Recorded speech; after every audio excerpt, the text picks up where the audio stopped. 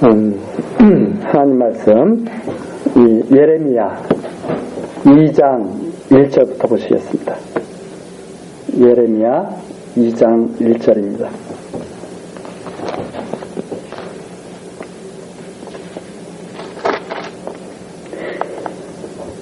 여호와의 말씀이 내게 임하니라.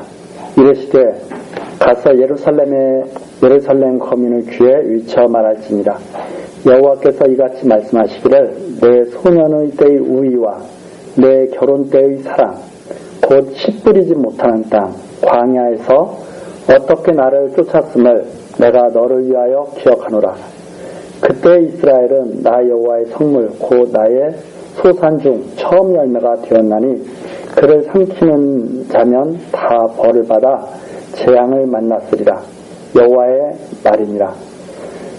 야곱 집과 이스라엘 집 모든 가족아 나 여호와의 말을 들으라. 나 여호와가 이같이 말하노라. 너희 열조가 내게서 무슨 불의함을 보았간대 나를 멀리하고 허탄한 것을 따라 헛되이 행하였느냐. 그들이 우리를 애굽 땅에서 인도하여 내시고 광야 곧 사막과 구덩이 땅 건조하고 사망의 음침한 땅 사람이 다니지 아니하고 거주하지 아니한 땅을 통각해 하시던 여호와께서 어디 계시냐 말하지 아니하였도다. 내가 너희를 인도하여 기름진 땅에 들여 그 과실과 그 아름다운 것을 먹게 하였거늘 너희가 이리로 들어와서는 내 땅을 더럽히고 내 기업을 가증히 만들었으며 제사장들은 여호와께서 어디 계시냐 하지 아니하며 법 잡은 자들은 나를 알지 못하며 관리들도 나를 항거하며 선지자들은 바알의 이름으로 예언하고 무익한 것을 쫓았느니라. 지금 이스라엘의 죄악을 책망하고 있는 내용이 2장에서 지금 전해지고 있습니다. 여호와께서 예루살렘 거민에게 또 야곱 집과 이스라엘 집 모든 가족들에게 여호와의 말씀을 들으라고 그러죠. 여호와께서 아브라함과 이삭과 야곱에게 언약하신 대로 이스라엘 백성을 애굽 땅에서 400년 동안 살게 하시다가 가나안 땅으로 인도하시려고 출애굽시키셨을 때 바로 그때가 2장 2절에 나오는 소년의 때입니다. 이스라엘 족속이 참 어렸을 때 아직 나라의 형태도 갖추지 못하고 애굽에서 종살이하던 때 그 어렸을 때 그 어렸던 그 이스라엘을 하나님께서 광야로 이끌어내셔가지고 광야 생활을 인도해 가시면서 가나안 땅까지 들어가게 그렇게 하셨죠. 그런데 이 가나안 땅까지 들어간 이스라엘 백성들이 하나님을 다 멀리 떠나버리는 거죠. 하나님을 다 멀리 떠나니까 하나님께서 지금 그렇게 말씀하시는 겁니다. 내가 무슨 잘못을 했길래 나를 떠나느냐. 그러니까 하나님과 이스라엘 백성은 마치 사람 관계로 말하자면 남편과 아내와 그런 관계입니다. 방불한 관계죠. 그래서 2장 2절에 보면 결혼 때의 사랑이라고 비유를 하시죠. 그러니까 맨 처음 남자와 여자가 만나서 사랑했을 때처럼 그렇게 하나님께서 참 어여쁘게 이스라엘 백성을 사랑했는데 이스라엘 백성들은 결혼하고 나서 신혼 살림집을 마련하고 가나안 땅에 같이 이렇게 살다가 아무 이유도 없이 하나님을 딱 버린 거죠. 그러니까 하나님께서 하시는 말씀이 어떻게 내가 무슨 잘못을 했길래 나를 버리느냐, 무슨 내게 불의함이 있느냐, 이렇게 하나님께서 지금 책망하시면서 물어보는 거죠. 그러면서 이렇게 신부라면 신랑이 어디 갔으면 우리 신랑이 어디 갔지? 이렇게 찾는 것이 마땅한데 그들은 그렇게 하지도 않았다 하는 말입니다. 그것이 바로 6절에 나오죠. 6절 마지막 부분 여호와께서 어디 계시냐? 하나님을 찾지도 않아요. 이스라엘 백성들이. 그리고 이스라엘 백성들 뿐만이 아니라 8절에 보니까 제사장들도 찾지도 않아요. 하나님께서 여호와께서 어디 계시냐 하고 묻지도 않고 찾지도 않아요. 그러면서 그들은 우상을 섬기면서 바알을 섬기고 신랑 되시는 하나님을 갖다가 하나님은 버리고 우상 아무것도 아닌 별 볼 일 없는 바알은 섬기고 이렇게 이스라엘이 했다 하는 내용이 8절까지 내용이죠. 그런데 하나님께서 그것을 다 기억하시는 거예요. 그거 처음 만났을 때 그렇게 내가 사랑을 했는데 이스라엘 백성이 왜 이렇게 나를 버렸을까? 이렇게 이스라엘 백성을 생각하시는 그런 모습이 여기에 나와 있습니다. 그리고 9절서부터 13절까지가 이 이스라엘 백성들의 하나님을 떠난 이스라엘 백성들에게 두려운 재앙이 임한다. 그러면서 백성들의 두 가지 악을 밝혀주는 내용이 9절서부터 13절까지 나와 있습니다. 9절 그러므로 내가 여전히 너희와 다투고 너희 후손과도 다투리라. 여호와의 말이니라. 너희는 기띔 섬들에 건너가 보며 게달에도 사람을 보내어 이 같은 일의 유무를 자세히 살펴보라. 어느 나라가 그 신 아닌 것과 바꾼 일이 있느냐. 그러나 나의 백성은 그 영광을 무익한 것과 바꾸었도다. 11절까지 내용 거죠. 하나님께서 이스라엘 백성들에게 한번 다른 나라에 가서 한번 다 살펴봐라. 그 각 나라에 가보면 그 각 나라에서 섬기는 신들이 있습니다. 그런데 그 신들은 거짓 신인데도 불구하고 그러니까 다시 말해서 좀 다 비유로 하자면 그 신들은 그들의 신랑이라고 할 수 있거든요. 근데 그 신랑이 완전히 어떤 신랑이냐면 이거 완전히 고통만 주는 신랑이에요. 그런 신랑하고도 한번 이렇게 관계를 가졌으면 끝까지 바꾸지 않고 신랑을 바꾸지 않고 끝까지 섬긴다 이 말입니다. 그게 여기에 이제 11절에 나오는 거죠. 어느 나라가 신을 바꿨느냐. 그래서 지금도 한번 그 민족들이 섬기는 그 신은 끝까지 이렇게 섬기는 그러한 것들을 우리가 이제 볼 수가 있죠. 그런데 하나님께서 하시는 말씀이 그 말입니다. 그건 가짜 신인데도 이방인들은 그렇게 하는데 하나님의 백성들은 어떻게 참신인 하나님을 갖다가 버릴 수가 있느냐. 그렇게 책망하면서 12절입니다. 너 하늘아 이 일을 인하여 놀랄지어다. 심히 떨지어다. 두려워할지어다. 여호와의 말이다. 이게 얼마나 두려운 일이냐. 참신인 하나님을 떠나서 하나님 백성들이 사는 것이 얼마나 놀랄 일이냐. 이런 말씀입니다. 그러면서 13절에 두 가지 악을 밝혀주죠. 내 백성이 두 가지 악을 행하였나니 곧 생수의 근원되는 나를 버린 것과 스스로 웅덩이를 판 것인데 그것은 물을 저축지 못할 터진 웅덩이니라. 백성들이 두 가지 악이 있습니다. 하나는 생수의 근원되는 하나님을 버리는 거죠. 하나님을 버리지 않아야 목마르지 않은 생수가 계속 나오는데 생수의 근원이 되는 하나님을 버린 것, 그게 첫 번째 악입니다. 두 번째 악은 그 다음에 하나님을 버린 다음에 자기 스스로 구원의 길을 찾은 거죠. 그것이 스스로 웅덩이를 판 것인데 그 웅덩이가 어떤 웅덩이냐면 물을 저축할 수 없는 웅덩이. 그러니까 한도 끝도 없이 고생만 하는 웅덩이를 판 거죠. 그래서 여기에서 보면 생명의 근원이신 하나님은 버리고 자기 스스로 구원을 얻기 위해서 헛짓을 하는 것. 이게 두 가지 백성의 악이다 하는 말입니다. 그러면서 14절서부터 19절까지는 이런 두 가지 악을 행한 이스라엘에게 임하는 징계와 그 이유와 악과 고통에 대해서 교훈해주는 내용이 나와 있습니다. 이스라엘이 종이냐 시종이냐 어찌하여 포로가 되었느냐. 이스라엘은 원래 하나님의 백성으로 자유인으로 살아야 되거든요. 하나님 경유하면서 아주 자유롭게 살아야 되는 백성인데 이스라엘이 종처럼 사는 거예요. 애굽에서 종되었던 이스라엘을 하나님께서는 자유인으로 살라고 출애굽시켰더니 그래서 가나안 땅을 주셨더니 이스라엘은 다시 종이 되고 싶어 했던 거죠. 그래서 이스라엘이 종이냐 시종이냐. 시종은 아버지가 종이어가지고 태어난 종. 네가 종의 자식이냐 하는 말입니다. 네가 노예 자식이냐 노예의 신이냐 너가.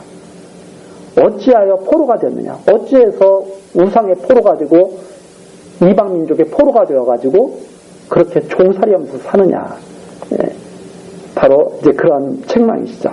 그러면서 어린 사자들이 너를 향하여 부르짖으며 소리를 날려 내 땅을 황무케 하였으며 내 성읍들은 불타서 거민이 없게 되었으며 녹과 네바네스의 자손도 내 정수리를 상하였으니 내 하나님 여호와가 너를 길로 인도할 때 네가 나를 떠남으로 이를 자취함이 아니냐. 하나님을 버린 결과 어린 사자들은 바로 이방 군대 같은 것을 말하죠. 아수르 군대 같은 그런 이방 군대들을 말합니다. 이 이방 군대들이 너를 향해서 부르짖으며 소리를 날리고 16절에 녹과 네바다스 같은 경우는 애굽에 있는 그런 지역들입니다. 그러니까 애굽의 자손들도 괴롭히고 아수르 자손들도 괴롭히고 이러면서 하나님 백성들을 다 상하도록 그렇게 하는데 왜 그런 결과가 이루어졌느냐면 하나님을 버린 결과죠. 그리고 하나님을 버리고 그들이 섬기는 우상들을 같이 섬긴 결과 그렇게 된 것이다. 그러면서 18절입니다. 내가 시올의 물을 마시려고 애굽길에 있음은 어찌며 여기서 이제 애굽이 나오죠. 그 녹과 네바다스의 자손들 그쪽을 쫓아가는 거죠. 내가 시올의 물을 마시려고 나일강 시올은 나일강이에요. 나일강의 물을 마시려고 애굽 길에 있으면 어찌며 또 그 하수를 마시려고 아수르 길에 있으면 어찌며 그러니까 그 하수는 유브라데를 말하죠. 유브라데. 그러니까 하나님의 생수를 마셔야 이스라엘 백성이 나일강 물을 마시려고 그러고 유브라데 강물을 마시려고 쫓아다니는 거죠. 그게 바로 생수의 강은 버리고 생수의 근원이신 하나님은 버리고 자기 스스로 구원을 얻으려고 밑빠진 독에 물을 갖다가 길어 넣는 그런 어리석은 일을 이스라엘 백성들이 하고 있었던 것을 책망하는 겁니다. 야, 너 왜 애굽의 나일강의 물을 마시려고 그러고 왜 아수르의 유브라데 강의 물을 마시려고 그러느냐. 생수의 근원이신 하나님을 버리고 왜 그런 짓을 하느냐. 그런 것 때문에 너희들이 망하게 되는 것이다 하는 말씀입니다. 그래서 19절이죠. 내 악이 너를 징계하겠고 내 폐역이 너를 책할 것이라. 너가 스스로 망할 짓을 해서 너가 망하는 것이다. 그게 이제 하나님의 언약의 말씀대로 이루어질 것을 말씀하는 거죠. 이미 광야에서 그렇게 다 선언하셨거든요. 가나안 땅에 들어가서 이렇게 우상 섬기고 이방 따르다가 다 망할 것이다. 스스로 그 길을 너희들이 가게 될 것이다 하고 하나님께서 말씀하신 것처럼 그대로 이루어질 것이라고 하는 말씀입니다. 내 악이 너를 징계하고 내 폐역이 너를 책할 것이다. 그런즉 내 하나님 여호와를 버림과 내 속에 나를 경외함이 없는 것이 악이요. 그래서 이 사람들의 그 죄악이 무엇인가? 하나님을 버리는 거죠. 사람들은 죄악을 단순히 그냥 윤리적인 측면에서만 이해를 합니다. 뭐 도적질하는 거, 거짓말하는 거 이것을 갖다가 악한 거라고 생각을 하죠. 그러나 그 악의 근원의 가장 밑 뿌리가 무엇인가 하면 여호와 하나님을 버리는 것. 여호와 하나님을 경외하지 않는 것. 여호와 하나님을 경외하지 않는 사람이 악한 사람이고 그 악한 사람이 하는 일이 도적질하고 거짓말하고 교만하고 그런 것들이죠. 그러니까 가장 근본 뿌리는 여호와를 버리는 것이다. 그게 바로 악이다. 거기에서부터 고통이 시작된다 하는 말입니다. 악이요 고통인 줄 알라. 주 만군의 여호와의 말입니다. 그래서 하나님을 버리면 바로 거기에 죄악의 노예가 되고 그 죄악의 노예로 사는 것이 바로 고통이 되는 것이다 하는 것을 하나님께서 지금 밝혀주는 거죠. 그러니까 이런 말씀 속에서 우리가 세상에서 가르치는 것과는 전혀 다른 차원의 그런 진리의 말씀을 우리가 듣게 되는 거죠. 네. 왜 사람들이 죄악에 빠져 살까? 답은 여기에 나와 있습니다. 하나님을 버렸기 때문에 그렇습니다. 하나님을 버린 자들, 이런 죄악 속에 사람들이 왜 삶에서 고통에 빠졌을까? 여호와를 경외하지 않은 까닭이죠. 바로 그것을 밝혀주는 내용입니다. 20절입니다. 내가 옛적부터 내 멍에를 걷고 내 결박을 끊으며 말하기를 나는 순복치 아니하리라 하고 모든 높은 산위와 모든 푸른 나무 아래서 몸을 굽혀 행만하다. 사람들은 옛날부터 그랬습니다. 맨 처음부터 하나님 경외하지 않을 거야. 이렇게 맨 처음부터 사람들은 그렇게 말을 했죠. 이스라엘 백성들이 그랬다 하는 말이죠. 그러면서 자기 좋은 대로 살궁리를 다 하는 거죠. 그래서 모든 높은 산위와 모든 푸른 나무 아래 거기에서 무엇을 했느냐? 몸을 굽혀 하도다. 즉 이방신을 섬겼다. 사람들은 자기가 스스로 살궁리를 하느라고 우상들을 섬기고 거기에서 복을 빌고 그러는데 그것은 바로 밑터진 웅덩이를 파는 거죠. 21절입니다. 내가 너를 순전한 참 종자 곧 귀한 포도나무로 심었거늘 내게 대하여 이방 포도나무의 악한 가지가 되면 어찌미뇨. 주 여호와 내가 말하노라. 내가 잿물로 스스로 씻으며 수다한 비누를 쓸지라도 내 죄악이 오히려 내 앞에 그저 있으리니 내가 어찌 말하기를 나는 더럽히지 아니하였다. 바알들을 쫓지 아니하였다 하겠느냐. 골짜기 속에 있는 내 길을 보라. 내 행한 바를 알 것이니라. 너는 발이 빠른 젊은 암약대가 그 길에 어지러이 달린 같았으며 너는 광야에 익숙한 들 암나귀가 그 성욕의 동함으로 헐떡거림 같았도다. 그 성욕의 때에 누가 그것을 막으리요. 그것을 찾는 자들이 수고치 아니하고 그것의 달에 만나리라. 이게 이제 비유죠. 짐승에 대한 비유, 짐승을 통한 비유입니다. 짐승들이 짝짓기 할 때가 되면 자기 짝을 찾아서 막 이리저리 뛰어다니다가 짝을 만나서 짝짓기를 할 때가 있죠. 그런 때 아무도 그것을 막을 수가 없다. 그런 것을 비유로 하면서 지금 이스라엘 백성들이 그 짐승들처럼 그렇게 살고 있다 하는 말입니다. 그 짐승들처럼 하나님을 갖다가 떠나서 자기 막 그 욕심에 사로잡혀가지고 마치 24절에 나오는 것처럼 성욕에 빠져가지고 하나님 떠나서 짐승들처럼 그렇게 산다. 그런 비유로 말합니다. 그런 짐승들을 누가 막겠느냐. 하나님께서 하시는 말씀이죠. 책망하시는 말씀이죠. 그래서 그들이 거짓말을 하죠. 22절에 보면 하나님이 보시기에는 바로 그런 짐승 같은데 막 정욕이 발동한 짐승 같은데 23절 이스라엘은 그렇게 말한다는 거죠. 나는 아니야. 나는 짐승이 아니야. 나는 깨끗해. 나는 그런 우상을 섬기는 게 아니야. 나는 진짜 신을 섬기는 거야. 이렇게 그들은 말한다는 말입니다. 그런데 하나님께서는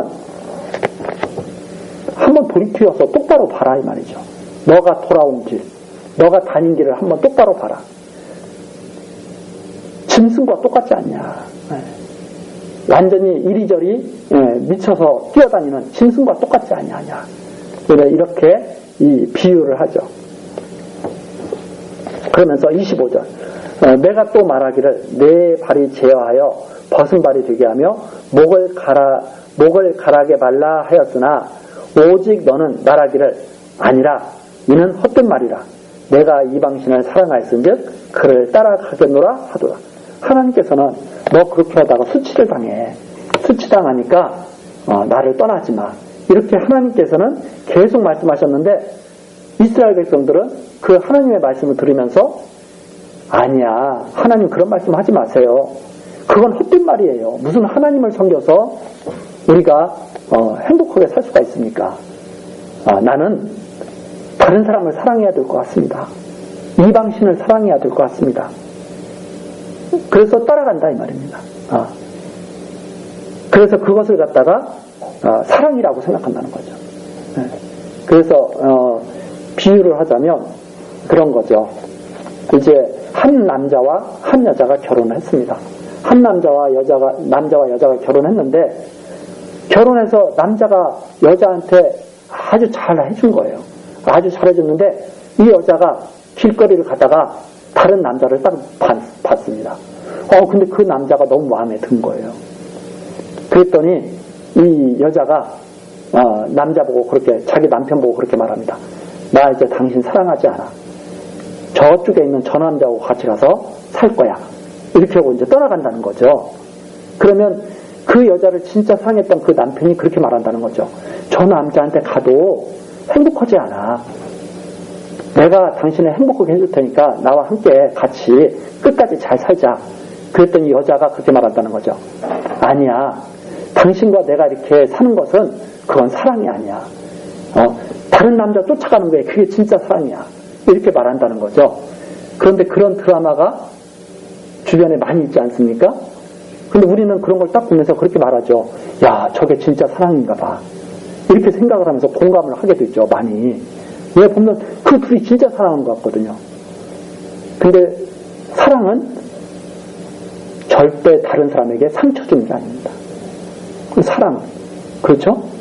사랑은, 진정한 사랑을 하게 되면 모든 사람으로부터 축복을 받고 모든 사람이 다 그것을 보면서 그런 사랑을 하고 싶고 모든 사람들이 그 사랑을, 그런 사랑이 오기를 바라겠죠. 그런데 많은 사람들이 원래 남편과 잘 살지 못하고 다른 남자와 이렇게 갔을 때 그걸 사랑이라고 다 공감하고 축복하고 모든 사람이 다 행복해하고 그러지 않는다 이 말입니다. 한쪽에서는 고통을 받죠. 네. 그 아내를 보낸 남편도 고통을 받고 그 아내와 남편 사이에서 태어난 애들도 고통을 받고 그 부모들도 고통을 받고 상대편 남자의 가족들도 고통을 받고 오로지 새롭게 만난 그 두 남녀만 행복할 수가 있겠죠. 어쩌면. 그래서 그 두 남녀가 그렇게 말을 하는 거죠. 우리는 불륜을 한 게 아니고 사랑을 한 거야. 그런 식으로 말을 한다는 거죠. 그런데 그건 인간의 예니까 그러지. 인간의 예니까 또 그건 그럴 수도 있다고 쳐요. 그런데 하나님의 절대적인 사랑을 받았던 이스라엘 백성들이 이방신과 결혼하면서 그런 말을 한다 이 말입니다. 그렇죠? 인간들끼리도 이해가 안 되는 일들이잖아요. 그런 것들이.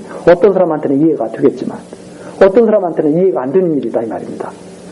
네. 원래 남편과 자녀들한테는 이해가 안 될 수도 있죠.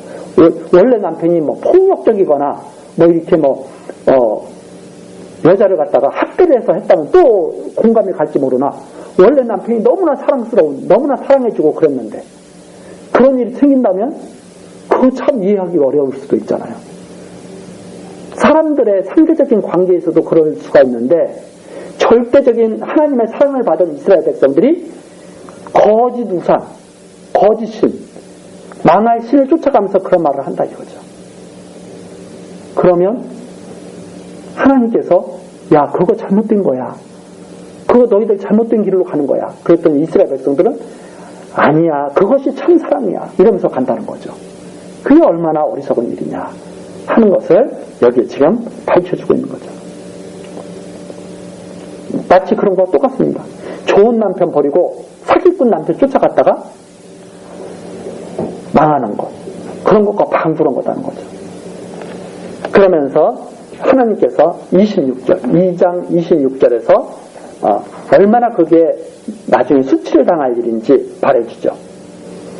도적이 붙들리면 수치를 당한 같이 이스라엘 집 곧 그 왕들과 족장들과 제사장들과 선지자들이 수치를 당하였느니라. 수치를 당할 것이다 하는 말입니다. 그들이 나무를 향하여 너는 나의 아비라 하며 돌을 향하여 너는 나를 낳았다 하고 그 등을 내게로 향하고 그 얼굴은 내게로 향치 아니하다가 환난을 당할 때에는 이르기를 일어나 우리를 구원하소서 하리라. 하나님께서 이스라엘 백성을 낳았는데 나무를 향해서 섬기면서 우람한 나무를 보면서 이 나무가 우리를 낳았어. 이 나무가 우리를 지키는 거야. 이러고 또 돌을 보면서 이 돌이 우리를 낳았어. 이 돌이 우리를 지켜줄 거야. 이렇게 말을 하면서 하나님을 버린다 이 말입니다. 이게 얼마나 우스꽝스러운 거예요. 네. 마치 그런 거 똑같은 거죠. 우리 인간적으로 말해요. 진짜 좋은 남편 버리고 사기꾼 쫓아가면서 이 사기꾼이 이 남편이 나를 지켜줄 거야. 이 남편 때문에 나는 사랑하고 행복해. 이런 거 똑같다는 말입니다. 그러면서 이제 환난을 딱 당하게 되면 어떻게 되냐면 하나님께 돌아와서 하나님 제발 살려주십시오 이러는 거죠. 그러니까 마찬가지죠. 사기꾼 남편한테 다 망한 다음에 원래 남편한테 쫓아가가지고 나 좀 한번 살려달라고. 그런 식이라는 거죠. 그러면서 28절입니다. 내가 만든 내 신들이 어디 있느냐. 그러면 뭐라고 말해요? 야, 너가 좋아하던 그 사람한테 가서 도와달라고 해. 이런 식으로 말하는 것, 말을 듣는 것이 마땅하다 하는 그런 말입니다. 그들이 너의 환난을 당할 때 구원할 수 있으면 일어날 것이니라. 너 그 사람한테 가서 도움받아서 일어나 다시. 유다여, 너의 신들이 너의 성을 수하하도다. 그런데 바로 이스라엘 백성들이 섬긴 우상이 하나가 아니에요. 또 아주 많아요. 그러니까 이것도 얼마나 한심한 일인지 알 수가 있죠. 아니 원래 남편 떠났으면 다른 남자 만나가지고 행복하게 또 잘 살면 얼마나 좋아요. 이 남자한테 갔다가 저 남자한테 갔다가 계속 그렇게 하는 모습과 방불하다 하는 말입니다. 우상도 하나만 섬기는 게 아니라 수도 없이 우상을 섬긴다. 이스라엘 백성들이. 그러면서 29절이죠. 나 여호와가 말하노라. 너희가 나와 다툼은 어찌미뇨. 너희가 다 내게 범과하느냐. 그러면서 하나님이 올래 자기네들이 올래 하면서 재판 걸고 막 그러는 거죠. 그러면서 다 너희들은 죄인이다. 다 죄악에 빠졌다. 하나님께서 그렇게 선언을 하십니다. 그러면서 30절 내가 너희 자녀를 때림도 무익함은 그들도 징책을 받지 아니하니라. 너희 칼이 사나운 사자같이 너희 선지자들을 삼켰느니라. 너희 이 세대여 여호와의 말을 들어보라. 내가 이스라엘에게 광야가 되었었느냐 흑암한 땅이 되었었느냐. 무슨 연고로 내 백성이 말하기를 우리는 노였으니 다시 죽게로 가지 않겠다 하느냐. 하나님께서 하시는 말씀이죠. 때려서 고쳐보려고 해도 끝까지 말을 안 들어요. 이스라엘 백성들이. 오히려 선지자들을 보내면 선지자들을 다 죽여요. 그러면서 하나님께서 이스라엘 백성에게 이렇게 말하죠. 도대체 내가 너희에게 무엇을 그렇게 힘들게 했길래 너희를 갖다가 도대체 어떻게 잘못된 길로 인도했길래 이렇게 되었느냐. 다시는 왜 하나님께로 가지 않겠다고 그렇게 마음을 먹느냐. 이렇게 말씀하시면서 32절이죠. 처녀가 어찌 그 폐물을 입겠느냐. 신부가 어찌 그 고운 옷을 입겠느냐. 오직 내 백성은 나를 잊었나니 그 날수는 계수할 수 없거늘 내가 어찌 사랑을 얻으려고 내 행위를 아름답게 꾸미느냐. 그러므로 내 행위를 악한 여자들에게까지 가르쳤으며 또 내 옷단에 죄 없는 가난한 자를 죽인 피가 묻었나니 그들이 담구멍을 뚫음을 인함이 아니라 오직 이 모든 일로 너를 책망함을 인합니다. 이게 이제 이런 말씀이죠. 여자가 결혼할 때 예쁜 결혼식 할 때 예쁜 드레스를 입고 결혼하지 않습니까? 그러면서 그때 신랑과 딱 만나서 식을 올리게 되죠. 그런데 그 신부가 그 아름다운 옷을 갖다가 다 잊어버린 거예요. 그 장면을 다 잊어버린 거예요. 그래가지고 다른 사랑을 찾겠다고 나가는 거죠. 다른 사랑을 찾겠다고 나가는데 그게 사랑이라고 하고 나가는 거예요. 그러니까 그 행위를 갖다가 악한 여자들이 다 보고 배우는 거예요. 저렇게 남편과 이렇게 결혼을 했지만 그거 다 잊어버리고 다시 사랑 찾아서 다른 남자한테 가는 것이 그게 좋은 거구나. 이렇게 다 가르친다는 거예요. 그래서 오히려 악한 여자들을 올바르게 아니야. 한번 결혼했으면 그 사랑을 잘 지켜나가야 돼. 이렇게 인도해 가는 게 아니라 아니야. 그거 사랑 아니야. 계속 바꿔. 이렇게 가르친다는 거죠. 그것을 갖다가 하나님께서 지금 책망하시면서 죄 없는 가난한 자의 죽은 피가 묻었다 너한테. 너 그거 정말 피 묻히는 일이야. 이러죠. 그러면서 원래 피가 묻으려면 그래야 되거든요. 도둑놈이 들어왔을 때 그 도둑놈과 싸우다가 막 피가 묻고 막 그래야 되거든요. 그게 뭐냐면 그들이 담구멍을 뚫음을 인함이 아니라 이 도적질을 하게 되면 이 율법에 보면 도적질로 들어온 도적을 갖다가 죽일 수가 있습니다. 율법에. 그렇게 해서 묻은 피가 아니다 이 말입니다.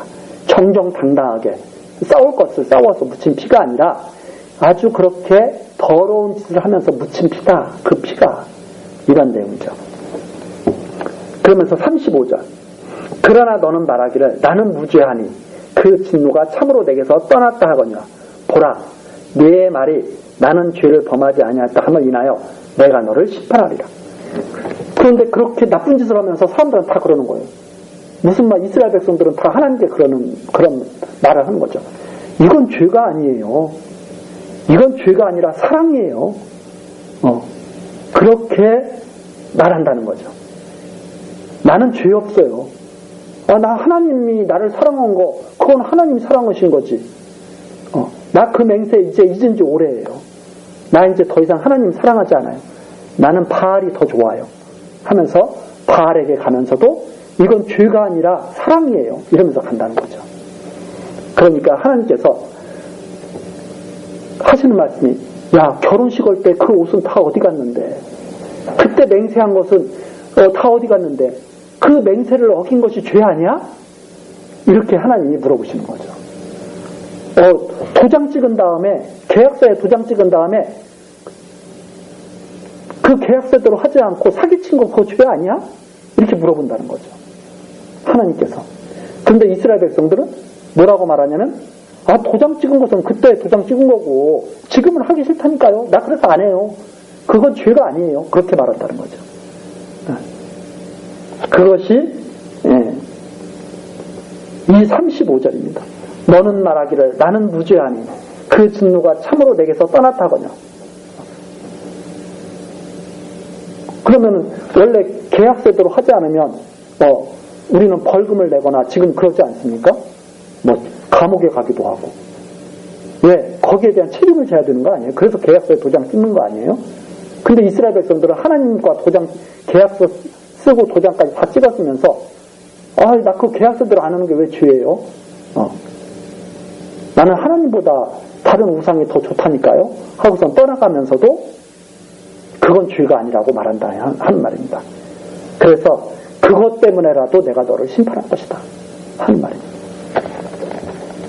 내가 어찌하여 내 길을 바꾸어 부지런히 돌아다니며 아니 왜 하기로 한 대로 하지 않고 왜 돌아가느냐. 내가 아수르로 인하여 수치를 당한 같이 애굽으로 인하여 수치를 당할 것이라. 근데 이스라엘 백성들은 아수르한테 가서 같이 살자고 했다가 애굽한테 가서 같이 살자고 했다가 계속 그런다는 거죠. 그러니까 야 너 그쪽에서도 수치당하고 이쪽에서도 수치당할 거야. 이렇게 하나님이 말씀하죠. 그러면서 37절 내가 두 손으로 내 머리를 싸고 거기서도 나가리니 이는 내가 의지하는 자들을 나 여호와가 버렸으므로 내가 그들을 인하여 형통치 못할 것입니다. 그런데 이스라엘을 사랑하신 그 하나님은 어떤 분이냐? 아수르도 망하게 할 수 있고 애굽도 망하게 할 수 있는 분이에요. 그런데 하나님께서 이스라엘 백성들이 애굽으로 가고 아수르로 가는 이스라엘 백성들을 보면서 저것들이 왜 저렇게 어리석지? 이제 조금 있으면 아수르 망하고 조금 있으면 애굽 망하게 내가 그렇게 할 건데 그것을 모르고 왜 저것들이 저리 가지? 이렇게 하나님께서 지금 책망하시는 그런 말씀입니다. 그런 하나님을 알지 못하고 그죠? 그러니까 이스라엘 백성은 마치 어떤 모습이냐면 진짜 다이아몬드를 알지 못하고 소똥을 주스러 가고 말똥을 주스러 가는 그런 족속과 방불하다 할 말이죠. 진짜 다이아몬드는 버리고 이런 어리석은 이스라엘 백성들의 죄악을 지금 책망하시는 내용이 바로 이 2장에 나와 있습니다. 우리 다음 시간 계속해서 3장, 이 백성의 죄를 하나님께서 기필코 자복케 하신다, 죄를 인정케 하신다 하는 내용이 3장에 나와 있습니다. 그 내용을 우리가 다음 시간에 또 살펴보도록 하시겠습니다. 기도하시겠습니다. 모든 역사를 주관하시는 하나님 아버지, 크신 권능과 영광을 찬송합니다. 지난 3일도 하나님의 은혜 가운데 평안하게 보호하여 주시고 이렇게 교회당에 모여서 하나님 말씀 들을 수 있도록 인도하여 주시니 더욱 감사합니다. 하나님, 성령으로 우리들과 함께 하셔서 들은 바 하나님의 말씀을 바르게 깨닫고 잘 간직하며 그 말씀에 순종하여 지혜롭게 행할 수 있도록 하나님 역사하여 주옵소서. 하나님께서 주신 이 진리의 말씀으로 우리들을 지켜주시고 항상 인도하여 주실 것을 믿사오며 예수 그리스도의 이름으로 기도드리옵나이다. 아멘.